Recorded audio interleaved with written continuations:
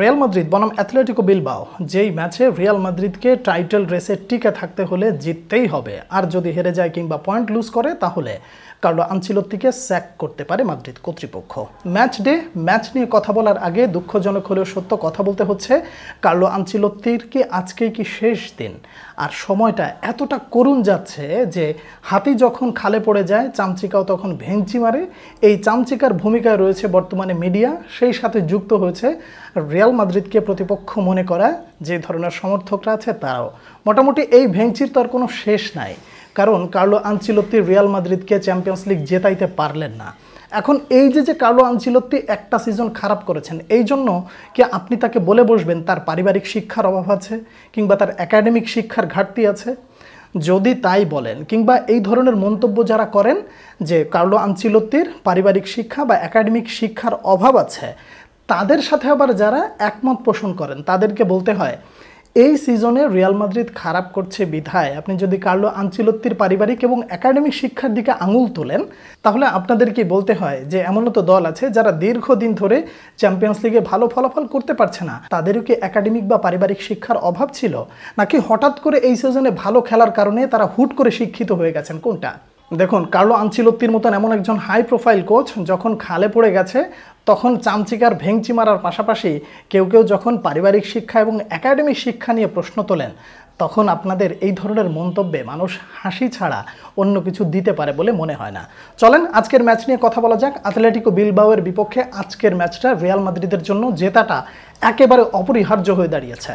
কেন রিয়াল মাদ্রিদের জন্য এই ম্যাচ জেতাটা অপরিহার্য হয়ে গেছে তা নিশ্চয়ই আপনি এতক্ষণে বুঝে গেছেন। তার কারণ বার্সেলোনা সেল্টার বিপক্ষে যেই দুর্দান্তভাবে কামব্যাকটা দিয়েছে, এরপরে রিয়াল মাদ্রিদ যদি আজকে পয়েন্ট হারায় বা লুজ করে তাহলে তাদের লিগ টাইটেল থেকে একেবারে ছিটকে যেতে হবে। বার্সাকে ট্রফি উপহার দেওয়া ছাড়া আর কোনো রাস্তা খোলা থাকবে না। এমত অবস্থায় রিয়াল মাদ্রিদের এই মুহূর্তে শঙ্কার জায়গাটা কোনটা? কিলিয়ান এমবাপে আজকে থাকবেন না সাসপেনশনের কারণে। সাসপেনশন না থাকলেও আজকে তিনি ইনজুরির কারণে খেলতে পারতেন না। বিষয়টা হলো আজকে যখন কিলিয়ান এমবাপে নাই তখন আপনি দেখবেন গত মৌসুমের রিয়াল মাদ্রিদ আসলে যেইভাবে একটা ডাইমেনশন সিচুয়েশন নিয়ে খেলেছে কিংবা একটা ডায়মন্ড ফরমেশন নিয়ে খেলেছে, আপনি সেই রিয়াল মাদ্রিদকে এবার দেখতে পারেন। অর্থাৎ সেন্টার জোনে আপনি দেখবেন ভিনিসিয়াস জুনিয়রকে এবং রদ্রিগোকে, এবং অ্যাটাকিং মিডে আপনি দেখবেন জুড বেলিংহামকে। তো এই ফরমেশনে কার্লো আনচেলত্তি গত সিজনে যেহেতু সফল হয়েছেন, বলা যায় যে আজকেও সফল হবেন।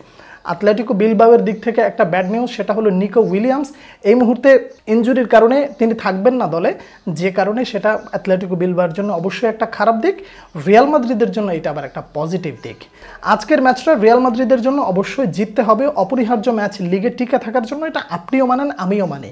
কিন্তু রিসেন্ট টাইমে রিয়াল মাদ্রিদের যেই হজবরল পারফরমেন্স, সেই পারফরমেন্সের পর আজকে রিয়াল মাদ্রিদ কেমন খেলবে এইটা নিয়ে যেমন আপনি খুবই শঙ্কিত, একইভাবে প্রতিপক্ষ হিসেবে বলেন, রাইভাল হিসেবে বলেন বা যে জন্যই বলেন না কেন, আজকে রিয়াল মাদ্রিদের খেলাটা খুব ভালোভাবে মনিটর করা হবে। এই জন্যই যে আসলে লিগে তারা কতটা টিকে থাকতে পারে। চ্যাম্পিয়ন্স লিগে খুবই বাজে পারফরমেন্স, এই পুরো সিজন জুড়ে খুব ভালো খেলা আপনাদেরকে উপহার দিতে পেরেছে, এটা বলার সুযোগ নাই।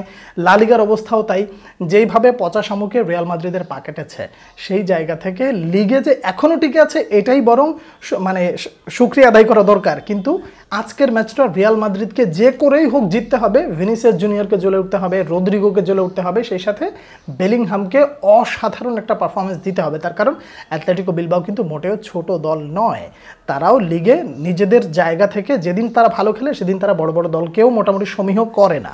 তো এই জায়গাগুলো যদি আপনি অবজার্ভ করেন তাহলে আপনি খুব ভালো করে বুঝবেন যে আজকের ম্যাচটা মোটেও সহজ হবে না। এখন প্রশ্ন করতে পারেন রিয়াল মাদ্রিদ অ্যাথলেটিকো বিলবাওয়ের বিপক্ষে কেমন ফরমেশনে মাঠে নামবে? বিষয়টা একেবারে ক্লিয়ার। আমার কাছে ব্যক্তিগতভাবে মনে হয় যে 4-4-2 এই ফরমেশনে যাবে, অথবা সেকেন্ড অপশন হিসেবে ডায়মন্ড ফরমেশনে যেতে পারে রিয়াল মাদ্রিদ। আজকের এই ম্যাচ নিয়ে আপনার যদি কোনো মতামত থাকে জানাবেন, কেমন ফরমেশনে যেতে পারে। এছাড়া কার্লো আনচেলত্তি আজকের ম্যাচ রিয়াল মাদ্রিদ হেরে গেলে কি রিয়াল মাদ্রিদ তাকে বিদায় করে দেবে?